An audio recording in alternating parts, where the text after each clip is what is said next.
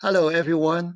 Welcome to the second webinar for the day, Communications based on the Johari window. I must apologize that we started this webinar about 10 minutes late because we are running into some technical issue here. And just so you know, I'm not able to get Line Tom to come in as a presenter. So he can only join in for some reason as an attendee, and also for some technical reasons, I am not seeing his audio connection into the webinar. So the challenge to us now is we have Tom joining the webinar, but we are not able to get him the audio connection, so he won't be able to speak. So I think that is the issue that we were trying to resolve before we start this session. So I apologize that we are late on that one. But even now, I don't think we can get Tom connected. But then, as I said, he is with us as a participant, but he won't be able to speak to us. So, but he said he will type in whatever information along the way. So I will have to take this up flying solo on this session. Okay, and again, this webinar will be recorded. We will post the recording link to our A16 website. So give us a couple of days for our webmaster to put the link onto the A16 website. And I know that some of you have audio connection into the webinar and you are muted. And if you raise your hand and if you want to share questions or comments later on, raise your hand. We'll try to unmute you. And for some of you, I don't see that you have audio connection into the webinar.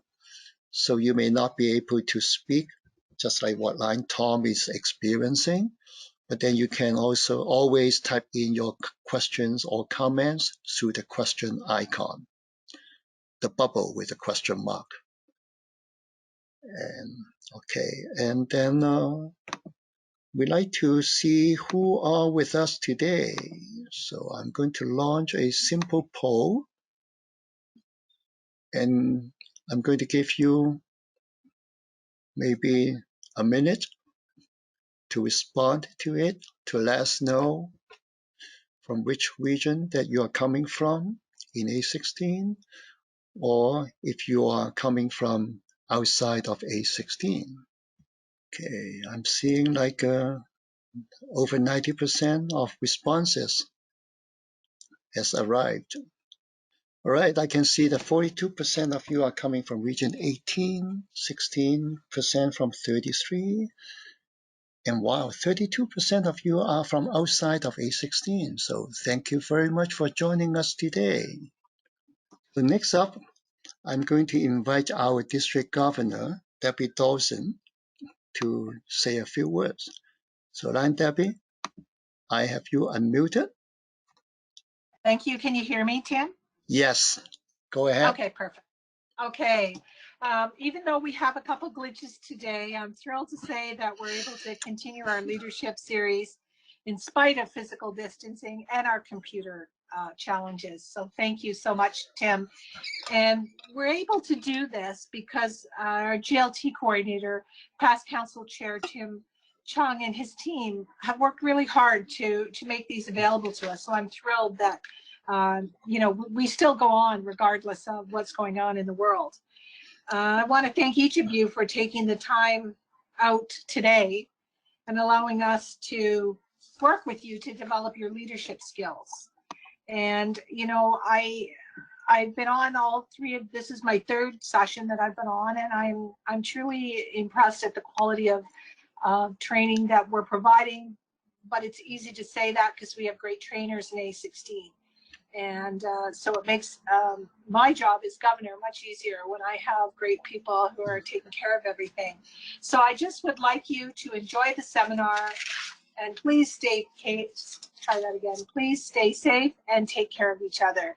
And enjoy Tim and Tom. And I'm going to sign off, Tim, in case I'm the one causing Tom not being able to get on. I'll go off, and then maybe Tom can come on in my place. Okay?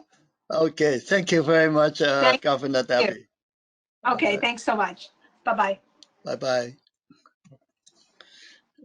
So I hope by some miracle, Tom will be able to come in as like Governor Debbie did, and will be able to connect with us in audio. But let's see how it goes. All right. Now the agenda for today, our plan was for me to go through this Johari window, which is a communication model, and then the plan was to have Tom to talk about the opening up ourselves in terms of communicating in a group and receiving feedback and also giving feedback. But let's see how it goes as we move along. And we hope at the end of the session, and we will be able to give you some ideas on to understand the Johari window, which is a model for improved communications. And we would like to give you some information at the end of the session, so you will know the importance of sharing information about yourself and the importance of asking and receiving feedback. So, what is the Johari window? It's a model developed by two psychologists, Joseph Luft and Harry Ingram, and they put together this model to help people to better understand their relationship with others, specifically in a group setting.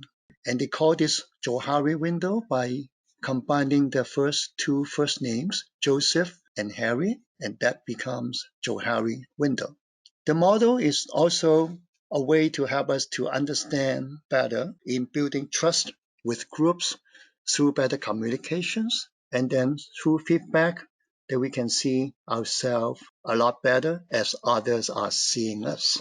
Again, like any management models or any leadership models or communication models, it puts things in a simpler perspective just to help us to master it a little bit better.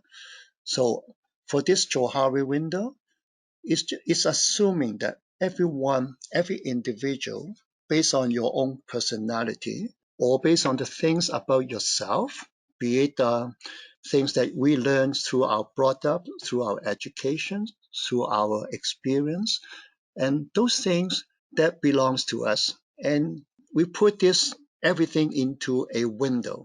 And within this window, there are four panes or four smaller windows. The first one that they call it the open window or the arena, which represents things that we as an individual, we know about ourselves. And also these things that we know about ourselves are being known by the other people that we interact with. Like when we work in a group, when we work in a company, or when we volunteer in alliance organization, then when we interact with people together, then these things about myself are also made known to the others. Like for example, if someone is very good in telling jokes, every time he interact with a group, that he would like to tell a number of jokes, and people around that individual will enjoy listening to those jokes and they like to have a good laugh. So this is something that the individual knows about himself, that he or she is good in telling jokes with everybody, making everybody happy. And at the same time, the people around the individual also knows that, well, this person is a good joke teller. So these are something represent what we call as an arena. The things are open to both the individual and also to the group. But there are things that we call it a blind spot. Is something that I, as an individual, I don't know. But people are interacting with me, then they observe it. They kind of get to know about me from their perception, from the way that I conduct myself, but maybe something that I conduct myself without me really consciously knowing about it. but then people are observing it, they would get some additional information or knowledge about myself without me even knowing it. Then we call this as a blind spot for me, so something that I don't know, but the other people will know about it. And there is another pane, a smaller window. We call it the hidden or the facade window. And those are things that I know about myself, but I don't want to disclose it. I don't want to let the other people around me to know about it. And of course, there's another, the fourth pane would be, we call it the unknown. It's something that would be so hidden that I don't know that I can do it. And even the people around me, they were not aware of any opportunities or potential that I would be able to do it. So these are the four simple panes that the Johari window would put together. Now it sounds maybe a little bit complicated here, but if I put you down to a graphic representation over here, so that may give you a better idea on what we are talking about for this Johari window model. Now, if we look at the top left-hand corner, we call it the open area or the arena. That represents things that is known to myself and also things that are known to others. It characterized by free and open exchange of information between myself and others. The behavior here is public and available to everyone.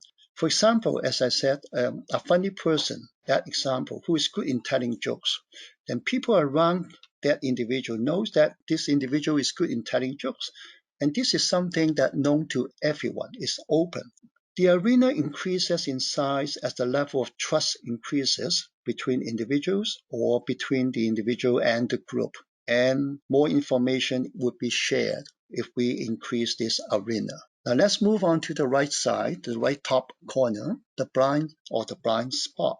Again, it contains information that I don't know about myself, but of which the group may know. Imagine that as I begin to participate in a group, like the first time I joined a Lions Club, or the first time I joined a Lions event at the district level or at the multiple district level, there's a lot of new things to me. And in a way that I would communicate all kinds of information of which I'm not aware of, but which is picked up by the other people at that event. This may be in the form of verbal cues, or my manner, the way that I say things, or the way I react to situations. Now, the extent to which we are not sensitive to much of our own behavior and what it may communicate to others can be quite surprising. Now, let me give you a real life story. This story is, it happened to one of my teacher friend many years ago. And he was teaching grade 3 at that time. And with the grade 3 kids, every time he walked into the classroom, then the kids would have a good rapport with him, and then he was able to manage the class very well. And one day he was walking into the class, and he noticed that those little kids were giggling or laughing a little bit over here and there, looking at him, pointing at him for some reason, and he didn't realize what happened. Now, this happened like more than 20, 30 years ago when I was still in Hong Kong. In those days, the classroom atmosphere wasn't as open as today. The teacher would have a lot of authority. So this teacher friend of mine, and he kind of get annoyed by the kids kind of giggling and laughing. And he kind of raised his teacher's voice and stopped the kids from making fun or laughing. And then he didn't know what happened. Why these kids were usually they were behaving very well, and then on that morning, then they were behaving very strangely. And when he got back to the staff room, and one of the other teacher pointed out to him that, hey, you were putting on socks with different colors. And in those days, having socks with different colors is not an acceptable culture. So that's why the kids were laughing at him. So these are simple things that he wasn't aware of it, but then people around him would observe it and notice it, and then they have their own reaction. And again, the other examples on this blind spot situation is I used to work with a director. I was in sales before, and in a sales situations, the good thing is that, of course, you can bring a contract back to the company. So much the better. But in a lot of sales situations, things may not happen the way that you wanted it to be. And because maybe of some company strategy change or the economy is different, so some of this opportunity may be shelved. So this sales director of us, and he has the tendency of taking bad news in a bad way. He always blames the messengers. So over time, the team would develop a culture saying that they don't want to brought up any bad news or any bad sales situation to him. So you can imagine that with that situation, a lot of communication would be stopped. But again, this individual, this sales director, he didn't realize that this is the way that he behaved. Every time he heard about bad news, he would kind of get angry, and then he would blame the messenger.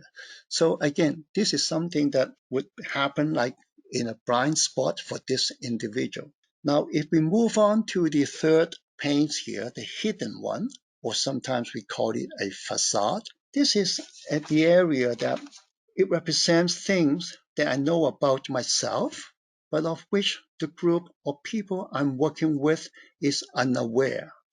For some reasons, I keep this information hidden from them. Now, for example, say, I don't like to sell tickets. So in any fundraising event of my club, I just don't want to sell tickets. I hate people saying no to me. But when you sell tickets, you can sell some. Sometimes you won't be able to sell anything. But even though I don't like to sell tickets, and I don't want to let people know about it, because I have this assumption that if I let people know, then people may look at me as not supportive to the event, or I'm not capable in getting things done. Now, this could be driven by my assumptions that if the group knew of my feelings, my perceptions, or my opinions about the group or about individuals in the group, they might not accept me, or they might not agree with me in some way. So as a consequence, I withhold this information because I'm thinking that it might not be safe if I start revealing myself, if I start revealing my feelings, thoughts, and reactions. I wasn't sure how the group might look at me. So if you imagine that that happens over time, then people would not be able to call out any potential issues or problems because they're afraid, they don't want to express themselves freely. Now, the last pane, as we call it, the unknown, it represents things that neither myself nor the group knows about it. Or some of these materials may be so far below the surface that I may never become aware of it. While others, however, may be made public through exchange of feedback. Now, a good example to look at those unknown areas for any one individual is to look at the young children, the kids. A lot of us who are teachers before probably would have some experience in it. When you look at a kid, there's a lot of unknown potential on the individual. The kids may not know about it. Well, he or she may be very energetic, running around, they like to play, but they may have a lot of athletic potential on them. So if a teacher can come in to identify those, then that little kids could become a good athlete. Like if you remember the 100-meter dash from Canada, the Andre Degrassi, I think that is his name. He was just he said he just liked running, but up to the point that someone pointed out to him that you can be a professional runner, you can be a dasher on 100 meters, and then that's how he made his name now.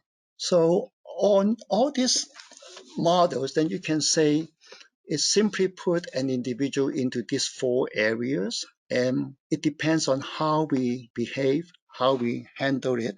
Then we will be able to see reactions from people working around with us. And one thing is important is that in order for us to build trust and open communication, we need to increase our arena, making things that I'm aware of to be known by the people around us. Then the question is, how can we do that?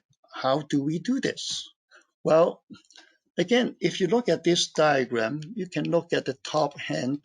The idea for us to increase the arena, maybe one way is to push the vertical line further to the right-hand side, or we push the horizontal line to the bottom.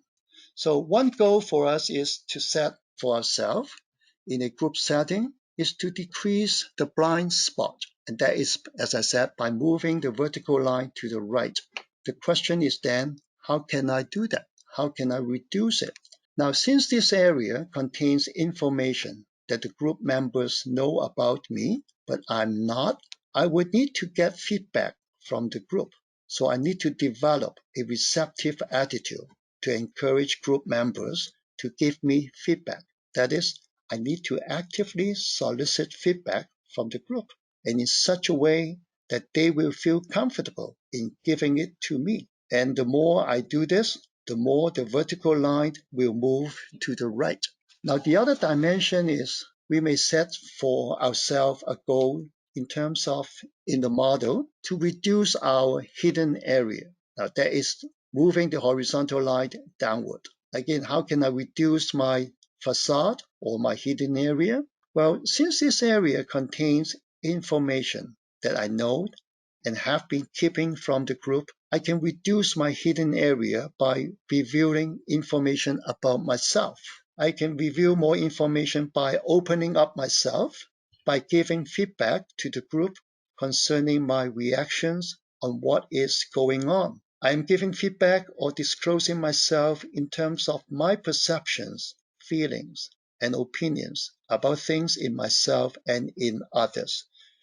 Through this process, the group knows more about me. The group knows where I stand on issues, and they do not have to guess about or interpret what my behavior means. And the more disclosure I made for myself and more feedback I give, the farther down I can push the horizontal line. But here's something to remember. In real life, in the process of giving and asking for feedback, we have to maintain a balance. Well, some people may tend to do much more on one than the other, and which will create an imbalance of these two behaviors of giving and asking for feedback. Imagine that if someone always asks for your opinions, your feedback on things that you are working with, on things that you are taking care of, but without sharing his or her views with you. Now, you probably will feel that you are being interviewed all the time with questions like, hey, what do you think about this? How would you approach this task? How would you do in this situation? But since the person does not disclose on his position in the group, it is hard to know where he stands on issues. Now imagine that if this behavior prolonged, the group might feel a little bit irritated, right? You are being always asked for information, you are being always asked for opinion, you are always asked for reactions without the other party sharing the information with you. So over time, you may develop into a situation or behavior that you don't want to share anything. You may want to withhold your opinion. So that may not be the most desired situation that you want to run into. Now, on the other hand, if an individual maintains the level of interaction in a group by giving feedback only or primarily, then you may find an individual's style as to tell the group what he thinks of them, how he feels about what is going on in the group, where he stands on the group issues, and he or she will always come in to have an opinion, to have a viewpoint on things, on anything, on everything, that he or she might not be hearing what the other members would tell them. So in this example, the person's asking for feedback, the S arrow would be very short because the individual has the tendency of telling things, and his giving feedback arrow on the left-hand side would be long. So this may come across as a bowl in a China shop scenario, and you really don't want to have a bowl in a China shop by breaking a lot of good China products. So in order to maintain a good balance and to increase the arena, so one suggestion is we have to maintain a good balance in disclosing more about yourself by telling people what you are, how you feel, and how you approach things, and what is your opinion on things happening around. And also with a good balance in asking for feedback and listening to those information that are being presented back to you. So again, like anything else in life, it's important to maintain a good balance, and a good balance in terms of asking for feedback and in giving feedback would be able to help us to enlarge our arena as much as possible. So here's a simple rule of thumb to help you engage into conversations when you are in any environment, actually, in specifically in some unfamiliar environment. Like you go into a group, you join a group, you join a meeting for the very first time, you are meeting a lot of new people that you don't know of and they don't know you. So remember to bring your all. Your all, if you are working on the canoe, or it will help you to navigate through. The OR, OAR, it stands for observe, ask, and view. Like in any situation, if the first thing is you go in to observe on things happening around it, and then you ask questions, get some more information, but it is as equally important for you to reveal information about yourself so that then you can share information. Again, the idea is that will help us to increase our arena. All right, at this point in time, I'd like to see if there is any questions or comments from the meeting. So if you can type in any comments through the question panel, then maybe we can try to address some of this. Tom has typed in a comment, and maybe let me share the comment with everyone here. For Lions, this is a comment from Tom. For Lions, feedback has basically two uses. In one sense, we use feedback to help others recognize their positive behaviors with the hope that they will repeat that behavior. In the other, we use it to get the lion to recognize the negative effects of their behavior and therefore change that behavior. This can be done in either written or verbal modes. That's very good. Okay. Now, unfortunately, I'm still not able to get Tom in with any audio, so I will have to take over the slides that Tom's supposed to speak on. What is feedback? Well, basically, feedback is whenever we respond to another person. As Tom mentioned in his written comments just sent in, it could be verbal or it could be written. And again, it's used to encourage a behavior to continue or to be modified. I guess a lot of us probably would agree that we need feedback. We need some feedback to keep us going. It could be a recognition on things that we are doing positively or things that we may need to change to make things even better. Now, in giving feedback or giving information about ourselves, so people may find it difficult or challenging to disclose information of oneself. Now, here I want you to think about why is it a challenge to many in opening up oneself.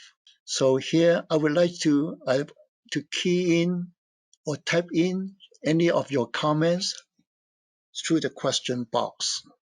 I have a comment from Lion Darlene saying that how do you deal with a perfectionist who knows he is always right? You need the confidence to deal with a more negative response with that feedback. Well, I guess hopefully then if we can create an atmosphere whereby you as an individual, you create an atmosphere that you are willing to open up yourself and you are willing to listen to the comments from other people, then chances are you may be able to work with this perfectionist to understand his point of view and to express some of your observation and comment. And eventually, then hopefully you can build a better understanding and working relationship with this perfectionist and turn things around. And I have comments saying that hopefully it is open, honest, and kind in nature by that feedback discussion. And a comment from Lan Suda on why people would feel a little bit challenging in opening up oneself is that maybe they might get a wrong impression of us. Yeah, that's true. I believe that will involve some risk taking because by disclosing yourself, sometimes we may feel that we are not safe. We may be putting ourselves in a vulnerable situation, right? So that's why sometimes we feel hesitant in disclosing too much information about ourselves. And also I have a comment from Line Elizabeth that people do not feel safe showing vulnerability. Yes. So try being vulnerable with them in an honest manner. Those are very good comments. And Nine Tom has a very good comment over here. They can only express their opinion. It is up to you on what you want to do with it. Yeah, that's a very good point on receiving feedback. And I think we can talk more about this when we come to the point on receiving feedback. Again, on receiving feedback, I know that sometimes it's challenging for us to open up, but sometimes we may not feel comfortable in asking for feedback. Why is it difficult or challenging to you in asking for feedback? So again, I'd like you to share some of your thoughts. If you have any idea, please type into the question box. As Lion Tom was saying that sometimes we can receive the feedback, we listen to it, but at the end of the day, it's up to you whether you want to do something with it. My personal experience is that when I would like to filter the feedback that I receive, and I would sit down and think about it, and if I believe those feedback would be positive in helping me to do things better or communicate with people better, for sure I would take into it. But again, there are something that if I don't believe in, then you just leave it there. And I learn it when you receive feedback from the other party. I would try not to defend my position at that point in time. Otherwise, then you will be discouraging the other party to continue that process with you. So some of the tips and hints I would say on receiving feedback is we have to listen carefully and actively and to understand the giver's point of view. So as I mentioned, I learned one way is if somebody is giving me feedback or if I ask someone to give me some feedback, I would try to listen as much as possible and not to give my opinion during that process.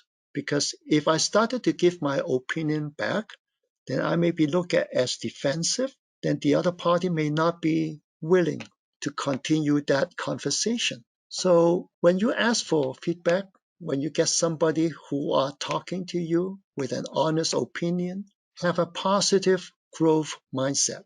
Think about this way. The other individual who are spending time with you to giving you some additional information about you, about what you have done, or about anything on the project or anything, actually the individual is doing you a favor. He's spending time with you, right? Probably in life, everyone has a lot of other things to worry about. So think of it in a positive way that if the other party is willing to sit down with you to give you some additional information, some feedback, take it positively. And as I mentioned before, refrain from defending your position or from your behavior. Otherwise, then you would discourage the other party to continue talking to you. And if you are not clear about any of the assumptions, ask questions, clarify it, and go for specifics. And normally I would say when we ask for feedback, try to be as specific as possible. And it's not saying that, oh, how do I do? But how was that session? and how can we do better? Be specific and ask for specific feedback. And of course, you have to validate the feedback and making sure that it's relevant to you and you can do something on it. And then if you believe that you can do something on it, act on it. And Nine Tom has a comment just coming in saying actively listening also means you can ask questions to clarify. Of course, when we say actively listening, doesn't mean that you just sit there and listen for the other party, but it's a two-way communication. It's a two-way interaction. And one more thing would be important is for you to thank the sender for the effort and time that they're spending with you in giving you that input. So it's always a blessing to have someone who are willing to spend time with you. In a lot of situations, people would be hesitant or they may hesitate at times to provide feedback even when asked. So the question to you is, how can you do it more effectively and comfortably? So again, maybe I'll give you a couple of minutes to think about these two questions. And if you have any ideas you want to share with the meeting, type it into the question box. Well, one thing I learned about giving feedback is that I find it is better to be asked. If the other party is not asking you for feedback, unless you have a very good rapport or very good working relationship or friendship with the other people, sometimes you may be perceived as intruding into the other people's space. So one thing I learned is that, well, I would wait until the other people to ask for the feedback, or unless I'm working with someone who I have a very good trust level and we understand each other very well, then I would offer my feedback without being asked. And here I have a comment from Line Darlene saying that sometimes feedback needs to be private. Yes, we have to consider the circumstances, the environment, whether it's appropriate for you to go to conduct that kind of conversation. And as a general rule for Lions, we say that we praise in public, we reprimand in private. Or I don't like to use the word reprimand, but we talk on improvement opportunities, put it this way, in private. You don't want to open up that conversation in an open environment, which people may feel that it would be embarrassing for them. And also, like Tom has a comment saying that it should initially be a one-on-one environment, a one-on-one situation, because that would give the perception of the two parties, whether you are giving feedback or you are receiving feedback, that you are in a quote unquote safe environment for the two of you. And now Mary has a comment coming in saying the lack of knowledge or understanding could influence one's confidence to provide feedback properly. Yes, that's very true. So at the end of the day, sometimes I believe people would hesitate to provide feedback even when asked, is that they don't feel the rapport, they don't feel the relationship level between the two parties to be quote unquote safe. So that is something that I would suggest that we ask ourselves when we interact with people, try to develop that rapport to begin with. And immediate past district governor, JC, used to say, and he's our GMT coordinator, he used to say that when you go out to meet a lion, whether the lion is in your club or outside of your club, make a friend with that individual. And if you're a friend with that individual, chances are when you come into some more controversial or some more sensitive issues that you want to discuss, as friends, you won't hurt the relationship. So I think that is another important point for us to consider. So all in all, in giving feedback, some tips and hints here is, again, check your motive. Why are you giving that feedback? Is it because of me or because of you or the group? I would say the best probably would be for the good of the group or as we sometimes say, for the good of Lionism, and do it in a timely manner. Well, the closer to the event, the better, because people are busy. Things change pretty quickly.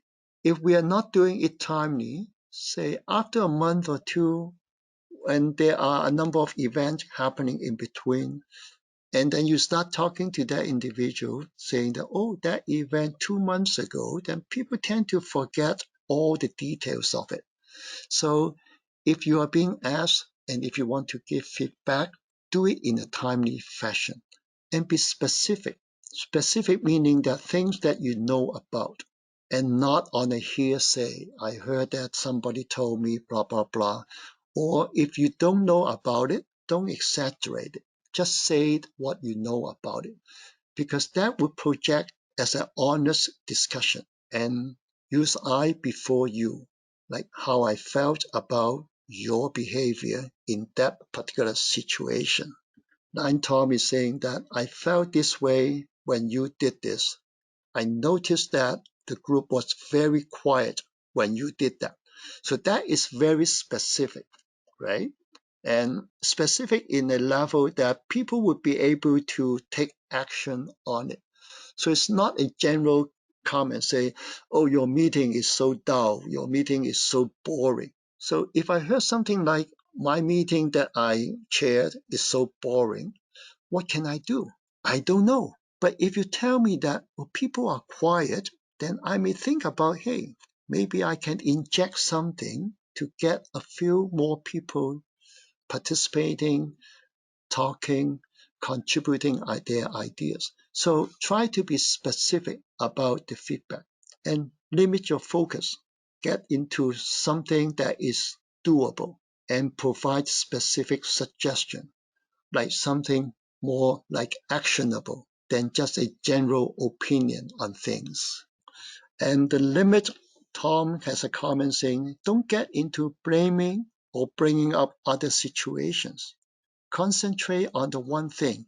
That's a very good comment, because at times it's very easy for us to drag on item A and then drag on to item B and item C, and that would make the conversation like endless. And you don't want to do that if you are giving feedback to help out a fellow lion or help out a fellow friend. You want to be specific, stay on the specific, stay on the one thing that you really want to highlight, to get the information passed to the other party so that he or she would be able to take some action to make changes, to make improvement.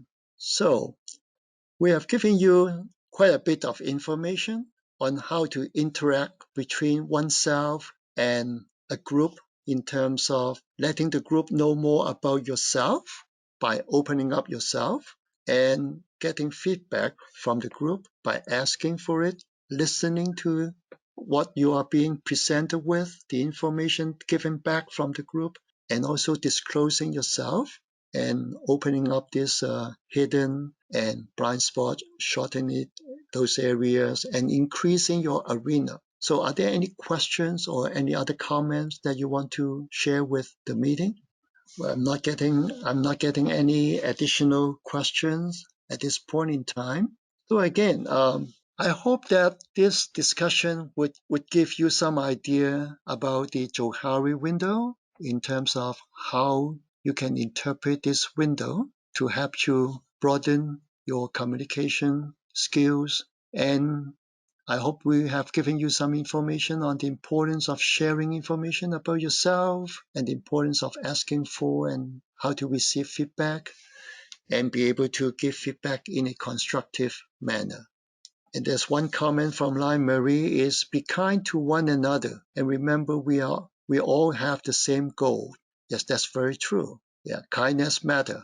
And as long as we go out with a positive objectives, and I think we can turn things around and make it better for everybody.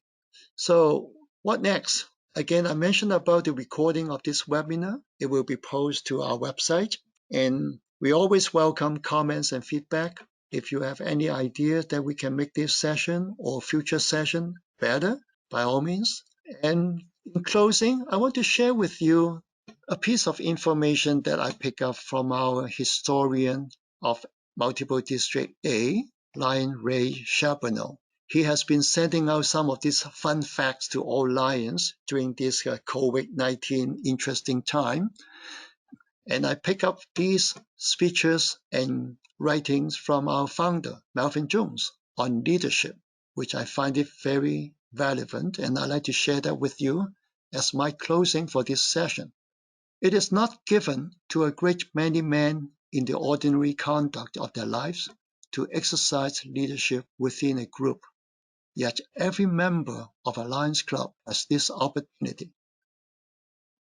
Group action, the ability to live with others, is the basis of our civilization. By giving the business and professional men of a community the chance to lead their fellows in activities that redound to the good of the entire community, Lionism is promoting the cause of human advancement. Now, when you look at this, the words, some of the words may sound old or not current, but I find that the meaning, the value is still very much the same and still very much applicable to today's life. So on this, I would encourage everyone to continue exploring your leadership development experience, continue to explore your leadership skills, whether it's in Lions or outside of Lions, and keep trying something new, and be safe and enjoy the rest of the day. Thank you very much for joining us today. And again, I must apologize that we were not able to get Lion Tom to come in to share his experience, and hopefully, then we will make it up one way or the other in the future. Thank you, Lion Tom, for your comments all the way, and thank you all, everyone, for joining in the webinar. I'll see you next time. Take care.